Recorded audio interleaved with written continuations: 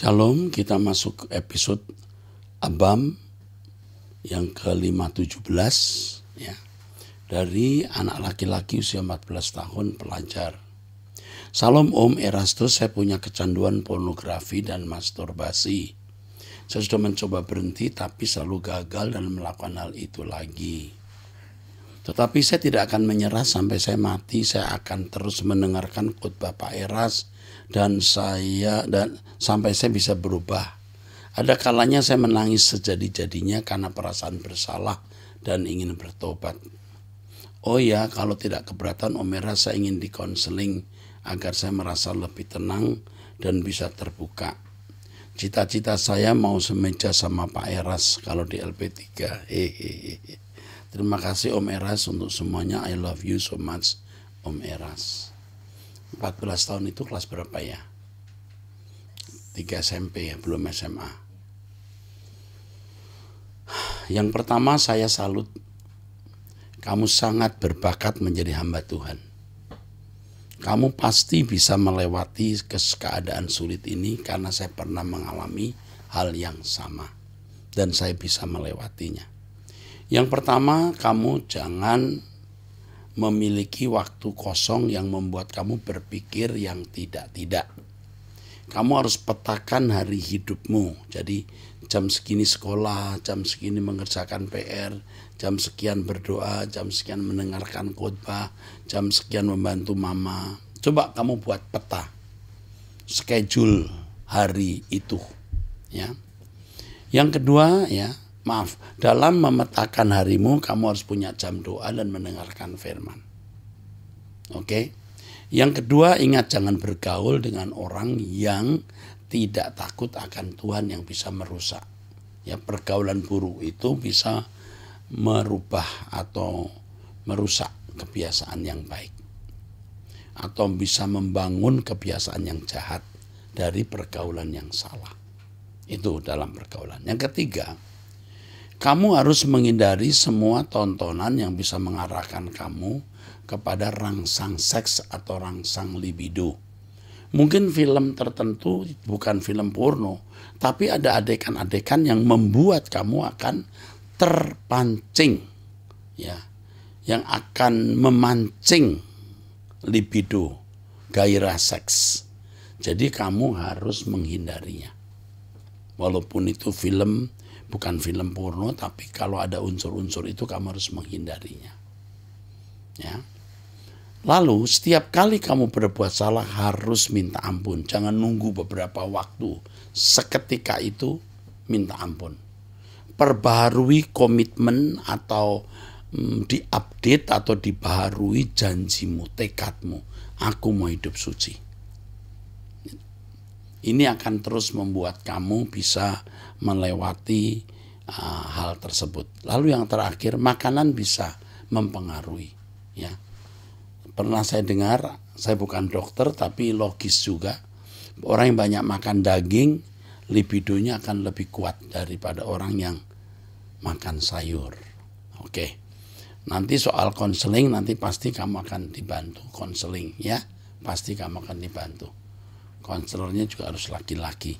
Lalu yang terakhir, kalau kamu ada di Jakarta atau di luar Jakarta, saya tidak tahu ini, lulus SMP mau masuk SMA, jika kamu tidak ada cita-cita jadi dokter, cita-citamu bisa menjadi pengacara atau manajemen atau PR yang bidangnya humaniora, tidak bidang kedokteran dan teknik.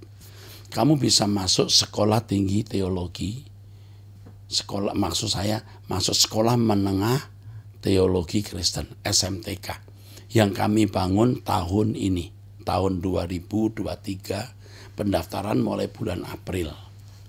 Jadi ini seperti SMA tetapi IPS-nya. Ya gitu ya. Jadi ini bisa meneruskan di bidang-bidang humaniora tapi tidak bisa ke bidang teknik dan kedokteran.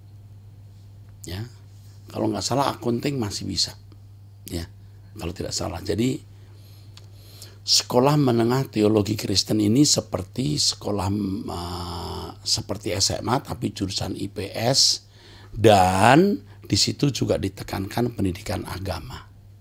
Ya. Kamu bisa mendaftarkan nanti di nomor telepon yang akan bisa dilihat pada Truth ID, ya. Atau kamu bisa bertanya lagi di nomor ini, WhatsApp ini, kamu mengarahkan. Nah, bagi Bapak Ibu saudara sekalian, juga saya beritahu ada sekolah menengah teologi Kristen, ini SMA. SMA tetapi jurusan IPS, di mana di dalam sekolah ini akan diajar pelajaran-pelajaran Alkitab, pelajaran agama Kristen yang dominan akan mempersiapkan karakter. Ya, untuk kalau dikirim ke SMA dan pergaulan buruk di situ bahaya. Ya, sekolah kami ada di Mall Arta Gading lantai 5. Tuhan memberkati. Salam Pak Pendeta, ini pertanyaan kedua. Saya mau bertanya, saya punya masalah dengan suami saya dan sekarang kami pisah tapi belum cerai. Saya membawa kedua anak saya ikut dengan saya. Suami saya sering mengeluh dalam membiayai kehidupan saya dan anak-anak. Sering mengungkit-ungkit apa yang telah dia berikan. Jujur kami memang hidup susah. Saya bukan membela diri, tapi saya tidak pernah menuntut apa-apa sama suami. Tugas sebagai istri dan mama juga saya buat tanpa lalai setiap hari atau saya lakukan setiap hari. Sampai suatu hari saya sakit dan masuk rumah sakit, suami saya berperan menjaga saya. Tapi setelah keluar rumah sakit semua pengorbanan diungkit lagi, mulai dari menjaga dan membiayai. Katanya saya bikin susah dia dan katanya sudah gak mampu lagi menghidupi saya dan anak-anak. Minta pendapatnya Pak, apa yang harus saya lakukan selanjutnya, karena saya jujur sangat tulus sayang sama suami. Tapi sakit sudah berulang kali dibikin begini sampai diusir, suruh pulang ke orang tua saya. Mohon nasihat dan bimbingannya Pak Pendeta. Oke. Saudara, ini bagi ibu ini dan semua saudara, masalah tidak selalu bisa diselesaikan sesaat. Perlu waktu, perlu proses. Juga masalah yang dihadapi ibu ini, ya. Saya sarankan sementara pisah tidak apa-apa. Sementara. Sampai suami merenung. Apakah dia bisa hidup tanpa istri dan anak-anak? Coba dia merenung dulu. Ibu juga harus merenung dulu, ya. Kalau ibu tidak sanggup, ya, mendengar suami yang mengungkit-ungkit pengorbanannya, ya, baiklah, pisah dulu sementara waktu. Ya, mestinya kalau ibu belum pisah, saran saya ya sudah diam saja. Dia ungkit-ungkit terus, ya diam saja. Saran saya ibu cari usaha untuk punya nafkah sendiri. Sayang saya tidak tahu berapa usia ibu dan anak-anak sehingga sulit saya akan memberikan nasihat. Tetapi menurut saya dari teropongan saya saudara atau ibu masih bisa cari nafkah. Coba cari nafkah dan tidak bergantung kepada suami. Ini saran saya. Saya menunggu pertanyaan berikut atau kabar berikut, ya. Pisah dulu sementara, ya, di hold, bukan pisah cerai untuk selamanya, ya. Oke, itu jawaban saya. Pertanyaan dari seorang wanita. Salam Pak Eras, izin bertanya. Sejak tahun 2021 suami saya minta cerai dan sekarang kami berpisah rumah. Saya dan anak tinggal bersama orang tua saya karena suami memulangkan saya ke rumah orang tua saya. Sekarang suami saya sudah punya lain, yaitu mantan pacarnya dulu sebelum kami menikah. Saya tahu mereka menjalin hubungan karena suami posting foto mereka di WA. Saya mau bertanya apakah saya cukup hanya dia menantikan pertolongan Tuhan Pak Eras? Selama ini saya belum pernah menghubungi perempuan itu atau mengingatkannya supaya tidak menjalin hubungan dengan suami saya. Percuma kamu hubungi wanita itu, percuma.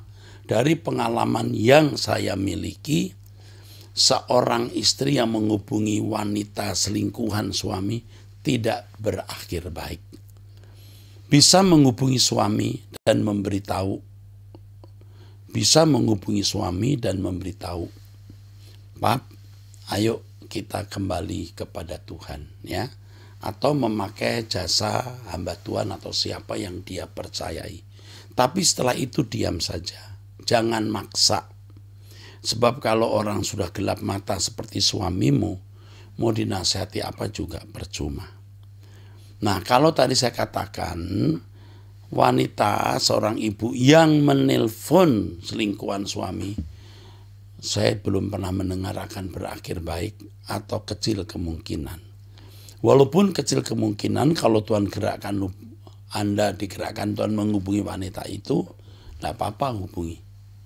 Tolong ya, itu suami saya. Kamu juga bakal celaka loh. Kamu kan tidak ingin punya suami yang juga berbuat hal yang sama. Tapi jangan nada marah. Jangan nada marah. Dengan nada bersahabat. Kalau bisa temui. Dengan nada berteman, bersahabat. Kalau lebih tua sebagai kakak untuk perempuan itu. Kasihan juga perempuan itu. Suatu kali dia akan diperlakukan sama seperti Anda. Ya. Oke, itu jawaban saya. Ini masih terus ya ada kalimatnya. Beberapa teman dan saudara sudah pernah mengingatkan perempuan tersebut, tapi perempuan tersebut selalu mengatakan, saya dan suami sudah resmi bercerai, padahal sebenarnya kami masih sah suami istri di agama dan negara. Ini suami bisa kena pidana loh kalau melakukan perselingkuhan. Jadi mungkin suami yang berkata bahwa dia sudah sah cerai. Apa yang harus saya lakukan, Pak? Agar tindakan saya sejalan dengan kebenaran firman Tuhan. Bersikap diam itu sudah benar. Diam saja, ya. Tidak usah marah. Kalau bisa menghubungi perempuan itu dengan lemah lembut bisa. Tetapi biasanya tidak berakhir baik. Ya. Pada umumnya, ya, perempuan tidak mau mengerti. Ya. Kalau bisa diajak bicara bagus. Gini, kalau perempuan itu tidak tahu jika laki-laki tersebut punya suami, itu diajak bicara dia sadar. Tapi kalau dia tahu bahwa laki-laki tersebut memang sudah punya istri, tetapi tetap membangun hubungan, ya ini perempuan memang perempuan nakal. Percuma juga diajak bicara. Tapi cobalah ya, doa dulu minta petunjuk Tuhan. Rumah tanggamu di ujung ya kehancuran. Tapi Tuhan bisa memulihkan. Jadi sekarang kamu banyak berdoa saja. Pikirkan bagaimana mencari nafkah sendiri untuk anak-anakmu. Kalaupun keadaan memburuk dia tetap minta cerai, ya sudah, kamu bisa menjalani hidup tanpa suami yang ini. Kamu jalan dengan anak-anak. Saya tidak tahu berapa umurmu. Ya, mestinya kalau bertanya diberi umur ya, supaya saya bisa punya proyeksi yang lebih tepat. Oke. Pertanyaan berikut dari seorang wanita lagi. Salam Pak Eras, tolong dukung dalam doa buat suami saya agar suami berkumpul lagi dalam keluarga. Sudah 2 tahun suamiku tidak tinggal satu rumah. Dan sampai hari ini suami tidak diberitahu di mana dia tinggal. Dan ada teman SMP seorang perempuan yang seorang janda, dan dia sudah membantu suamiku untuk kerjasama dalam bisnis. Dan saya tidak tahu sampai hari ini apa dia lakukan sehari-hari. Kami tidak tahu. Hingga pernah saya tahun 2022 tinggal di kos-kosan sama anakku. Dan anakku dapat kerjaan dan suami tidak memberitahu di mana keberadaannya. Dan kami tidak pernah dibawa ke Garut sampai dia bekerja, dan fasilitas yang suami saya pakai dari temannya tersebut, yang SMP tersebut. Agar Pak Pendeta doakan agar rumah tangga kami dipulihkan, agar suami saya menjaga kasih mula-mula dan suamiku kembali. Baik juga agar kakaknya suami saya tidak intervensi suami saya, Pak, agar suami saya bertobat, agar kakaknya suami ya intervensi. Sudah 2 tahun kami tidak berkumpul, bahkan untuk memberi uang dan komunikasi kepada saya pun nggak ada. Sedih sekali aku melihat anak-anakku yang biasa kami bersama-sama berkumpul. Ini sudah 2 tahun kami tidak berkumpul dan anak-anak terpukul dan setiap anak-anak minta uang belanja ditangani. Kadang 100.000, entar 3 hari lagi 100.000 dan seterusnya. Sama saya tidak ada diberikan. Oh, anaknya diberi uang tadi ya, 100.000, 3 hari 100.000, kiranya dukung doa. Pria seperti ini akan dihajar Tuhan. Dia berurusan dengan Tuhan. Jadi kamu diam, usahakan kamu cari nafkah. Tuhan akan buka jalan untuk kamu, nak. Tuhan akan beri kamu pertolongan. Ikuti doa pagi bersama saya jam 5 waktu Indonesia Barat. Dengarkan Truth ID, lewati hari ke hari. Ya, jangan terlalu berharap suami bertobat. Artinya berbalik. Kalau dia bisa bertobat berbalik, puji Tuhan. Kalau tidak, lepaskan. Supaya kamu jangan terbelenggu oleh harapan yang bisa saja tidak pernah terwujud. Karena kalau seseorang memang tidak mau bertobat, Tuhan pun tidak bisa mentobatkan dia kalau dia memang tidak pernah mau bertobat. Jadi kita berdoa, Tuhan akan memberikan jalan-jalan peringatan dan kiranya dibukakan jalan pertobatan. Dan dia bisa mengambil keputusan. Namun jangan terlalu berharap. Nanti itu akan menjadi ikatan, belenggu dan kamu akan susah memikirkannya. Oke, itu jawaban saya. Tuhan kiranya menolong kamu. Ingat, diam dan banyak berdoa saja. Pertanyaan berikut, saya seorang anak Tuhan yang mengerti firman dan ingin sekali kelak bisa berkumpul bersama Tuhan di surga. Tapi saya punya banyak sekali kelemahan. Pertama, saya sering dikecewakan oleh pasangan sehingga saya menjadi pribadi yang temperamen. 2, mudah tersinggung, mudah kecewa. Kalau sudah marah suka keluar caci maki dari mulut saya. 5, banyak berhala dalam hati saya, yaitu suka menghibur diri dengan menonton gadget hingga berjam-jam, sehingga waktu untuk Tuhan jadi berkurang, bahkan kadang tidak membaca Alkitab dan tidak berdoa hanya gara-gara nonton gadget. Dan kalau sudah kecewa dan sakit hati, sangat sulit untuk mengampuni. Terkhusus di dosa susah mengampuni. Padahal Tuhan sudah ingatkan berkali-kali untuk mengampuni. Tapi sampai saat ini saya masih terikat dengan dosa kepahitan. Karena suami saya selalu membuat saya marah dan kecewa setiap saat. Saya sadar akan kelemahan saya ini, Pak. Dan saya ingin sekali dimampukan Tuhan untuk bisa mengampuni. Dan tolong jelaskan, Pak, apa itu dosa menghujat Allah? Roh Kudus, menghujat Allah, Roh Kudus. Catatan, saya sangat rindu untuk menjadi pribadi yang berhati tulus dan murni seperti yang Tuhan mau. Dan saya sangat ingin terlepas dari dosa susah mengampuni. Tolong doakan agar saya bisa berubah, Pak. Oke. Kamu wanita ya. Temperamen kamu itu sudah terbangun sejak kecil. Kamu ada di satu lingkungan yang tidak kondusif membangun karakteristik Kristiani. Tetapi puji Tuhan, kamu memiliki kesadaran terhadap dosa atau kesalahan-kesalahan. Ini indah. Selama orang masih punya kesadaran terhadap dosa, terhadap kesalahan yang dilakukan, itu baik. Puji Tuhan, itu baik sekali. Kamu akan mendapatkan perubahan. Kamu sedang dalam proses hari ini. Kamu kekanak-kanakan dan tidak matang jiwamu. Tapi selama kamu masih sadar akan kesalahan, itu masih terbuka peluang untuk mengalami pembaharuan. Setiap kali kamu berbuat salah, entah tersinggung, marah, dan lain-lain, atau kecewa, apalagi sampai caci maki, kamu minta ampun kepada Tuhan. Langsung minta ampun. terus menerus kamu lakukan, kamu nanti sampai trauma berbuat dosa dan benci dosa. Kamu akan terbimbing. Ini juga harus lewat proses. Bisa mengampuni, ya. Jujurlah kepada Tuhan. Ketika kamu tidak bisa mengampuni, kamu harus katakan jujur, Tuhan, aku tidak bisa mengampuni. Maafkan aku.